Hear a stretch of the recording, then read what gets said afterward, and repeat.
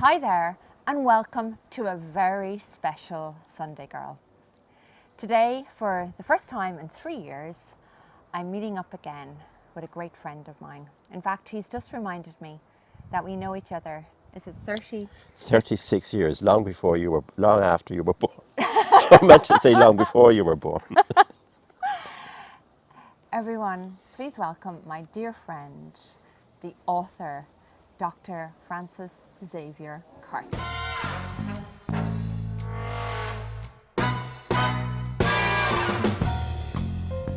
Sitting here in your home in Yes. Sandymount. Just tell us a little bit about your own background first. So, Francis, from the beginning. Well, of course, I went through a variety of things, seminary, teaching, Irish press, newspaper, in magazines, everything, and then into public relations, and worked in ANCO, which was then called the Industrial Training Authority. Then I went to a public relations consultancy, and after a year I left that and formed my own. And then, well, that goes a long way through.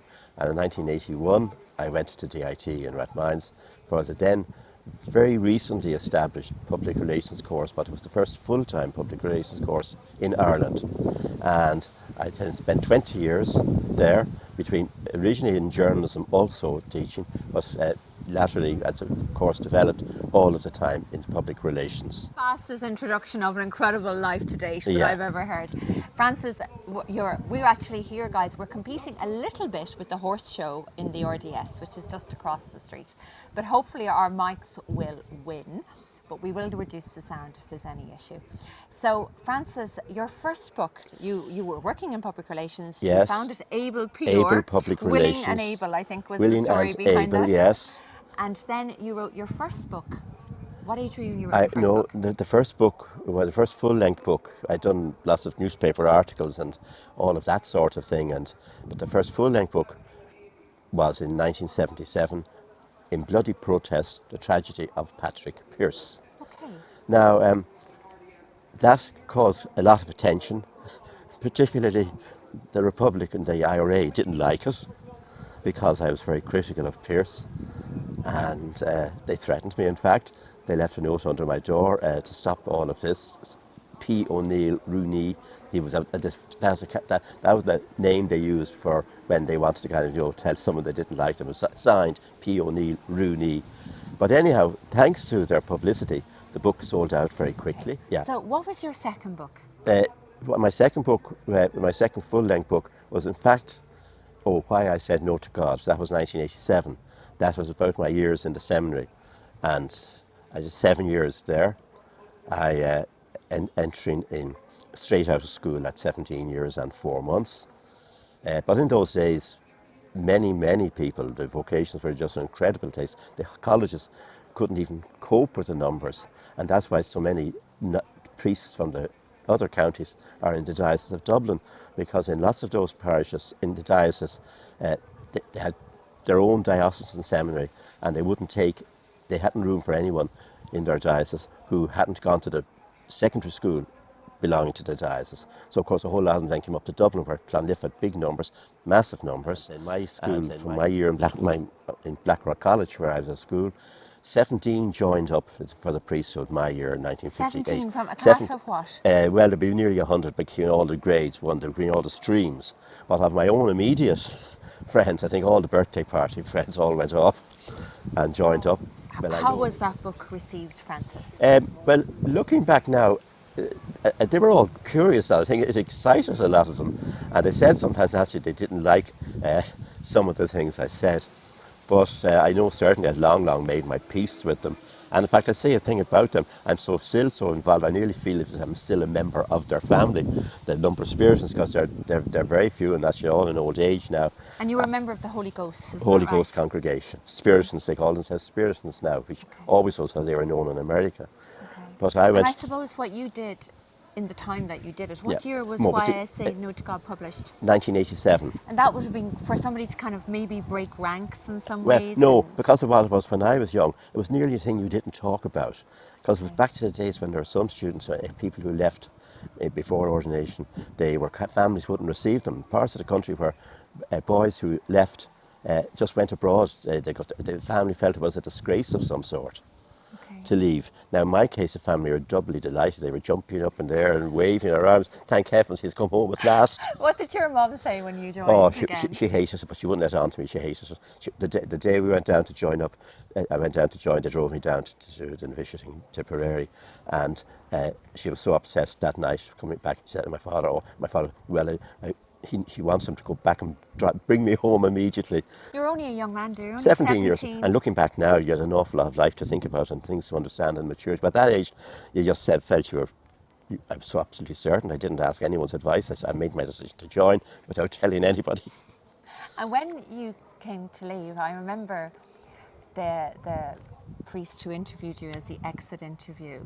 What did he say to you? I remember that was quite significant. Yes, he was from a the lovely book. man. Father Morris Curtin Yeah. he's dead now. He died at 96 years of age. Great But age. he was a lovely man. I met him many times afterwards in Blackrock College, and because I was back a lot in Blackrock College. So in other words, there was no coincidence. I didn't feel any animosity towards me. But when I went back on the final day of the delivery of the documents from Rome, confirming that I was now, once I signed these, I was now no longer in the religious order and could go about my way without any feeling of doing wrong. And now he said, now go off and find yourself a wife. And did you? I didn't. I was on gay. Francis, do you know something, that you come into my thoughts at least once or twice a week when I'm working in my job? Because you taught us so well when you taught me public relations, is that what you actually became, it was like I was indoctrinated by you. And there are certain things now when I'm working that I simply cannot do. Firstly, you taught me how to write punchy headlines. You taught me to go straight to the news, the who, what, why, where and when. And then you taught me not to overuse adjectives. And I guess to summarize it, you said, don't put hype into it. It's news. And your next book that you wrote was called, appropriately, Farewell to Hype, The Emergence of Real Public Relations. Now that was an elementary basic text, but it was the first Irish text at any level on public relations. It was effectively working from my college and my class notes for the lectures which I built up over the years. Now it wasn't a great book, but it was the first one. And I thought it was a great book. Because the book we studied initially when I studied with you in college, I remember it was a blue cover, it was an American book, I think. And then we had an English book that we referred to as well. So yours was then the very first PR book written about by Ireland. written by Yes. a PR practitioner Yes. with Irish case studies Yes. as well. So it didn't exist No, before because that. public Public relations. relations course with Francis. And in the years afterwards, when I worked in PR in Dublin, we had the best fun. I mean, it was absolutely fabulous. To have liquid lunches. I don't know how we used to slept through at our desks in the afternoon. How did we make it through the afternoons? And then we would head out at night, and I think there was a great gang of us that became very solid friends. Hopefully some of you will get in touch with us after watching this now, because we'd love to hear from you again. Institute of Ireland. Yes. And you were honoured by them. Yes, I was Public Relations Institute president in 94 and 95. Or at least on mid-year, it was 94 to 96, well, it was 2 years, depending on when the AGM came. And we had the European Conference on Public Relations. We lobbied and got it brought to Dublin. And that was people from all over the world came, and that's while I was president. And of course, a lot of people like yourself and others were helping with the administration of it. And I believe it went off well, I hope. Looking back now. It was excellent. It was a tribute to you. It was excellent. Yes. You also, of course, honoured the late John Hume. When I was president, I instituted the President's Medal for somebody not working in public relations but who had an impact on the whole of the public relations scene. And John Hume accepted the first one. And so what we're going to talk about next is your next book. Am I right saying that was on John Charles McQuaid? No, the next one was case studies in public relations in Ireland. It was a series of case studies with which the students of that year, which was turned out to be the 1994 graduation class, each chapter was by one of those students.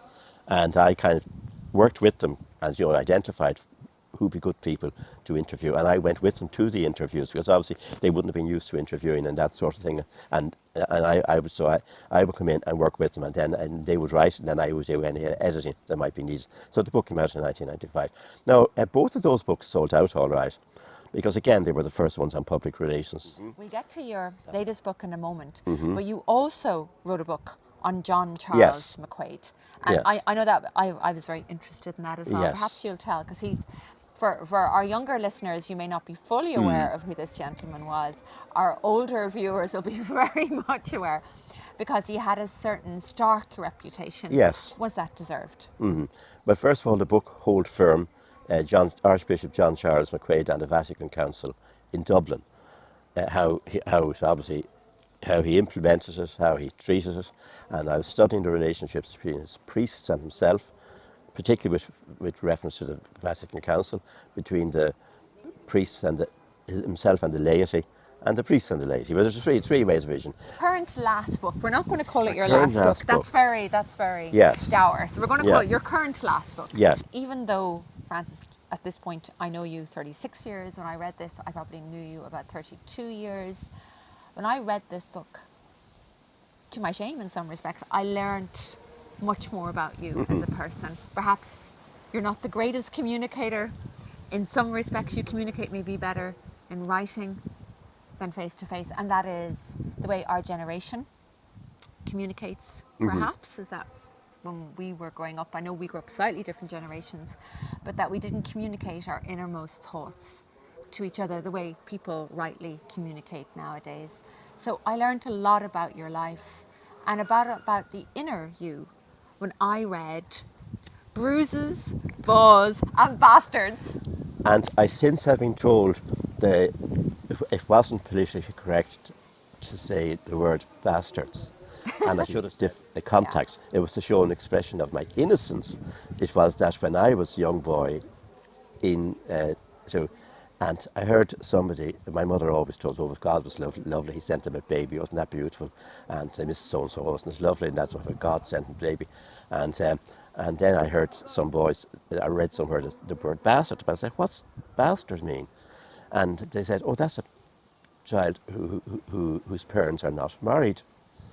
And I said, oh, but why would God send them children if they weren't married? And that was why, in my context, my total in ignorance of the word bastard. And I'm just going to show the cover here to the camera while our friend in the RDS is getting very excited. And it's a cover, Francis, of you as a young child. In the zoo on a Shetland pony. Oh my goodness. Look at that innocent face. And look 6 at years, 4 years I'm probably. going to share a blow up of that picture as well, because look at that beautiful coat. Yes. You had style. You had style. Listen, this is a great book. I would call this book a memoir more than an autobiography. It's memoir, and it's selective. It's not doing everything. I picked out certain things in my life, which, when I'm dead and gone, as a legacy, that these are some of the things which I like to highlight from my life. So it's about, I could have done a lot more things, but these were the ones I chose. Get this true. I heard your pussycat died. Ah, yes. We always had cats at home. There's one just behind me here, another one inside. Every time a cat died, my mother Joe said, oh no, we're all so heartbroken. And in those days, cats died younger because they didn't have all the veterinary injections you can get now. And anyhow, finally, an ultimate woman gone. And the next day, a woman came to the door. Big, old woolen, long woolen things and all this sort of thing. And she said, I hear your pussy died. And I said to her, this interview could be taken down. Do you know, and I'm just reading through, because I read this book, I read it over a period of time. I know that a woman that I admire greatly, Angela O'Connor. Ah, yes, poor Angela. Who still has since passed. Yes. Greatly missed. I know she read the book and it really spoke to her and so many other people who grew up in that time, because the memories are authentic to that time in Dublin, that time in Irish society, how we dealt with issues, how times have changed. And there's a certain romance to it, but there's also, and you discuss it in the book, and you can decide whether you want to discuss it what? or not, is that you discuss your depression in the book. Ah, yes. Which Well, I hadn't heard you that's a discuss. long thing. That didn't go for any medical help. Now, because I know, I remember guys in the Holy Ghost who did have similar troubles, and I didn't feel they came back, and because in those days they had an awful treatment they gave you. They still have it called electric shock therapy, and that more throws all your brain. This might be a joke, but literally that throws all your brains up in the air and see where they land out. That's doctors would hate me saying that. But worse, there was an operation called lobotomy.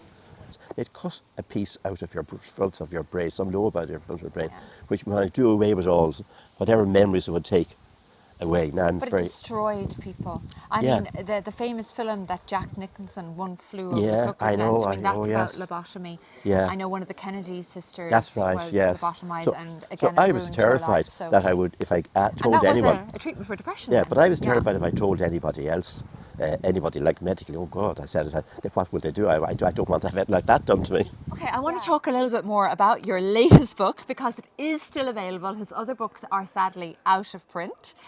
But this is still available, and it's €20, and I'm going to put on the screen here that if you want to email Francis directly, he can arrange to post it out to you, and it is the most brilliant read. I'm just going to give you a quick summary here of some of the chapters, and again, it is a memoir. So we have chapters like condoms for minute students, why all the fuss? And then we have a chapter, why I said yes to God.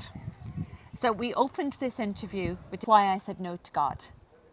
And here in your last book, you have a chapter on why I said yes to God.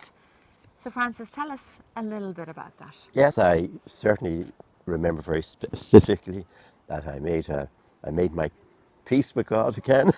And Your pals again. Pals again, and have remained so. I hope he agrees with me on that. But as far as I'm concerned, I remain pals with him, and certainly, like as it turns, so the faith is strong in me, and the whole mystery of the thing still fascinates me, and certainly, I'm a committed Catholic. And what brought you back to God? Can you remember a particular moment, or was it I gradual? remember a particular moment.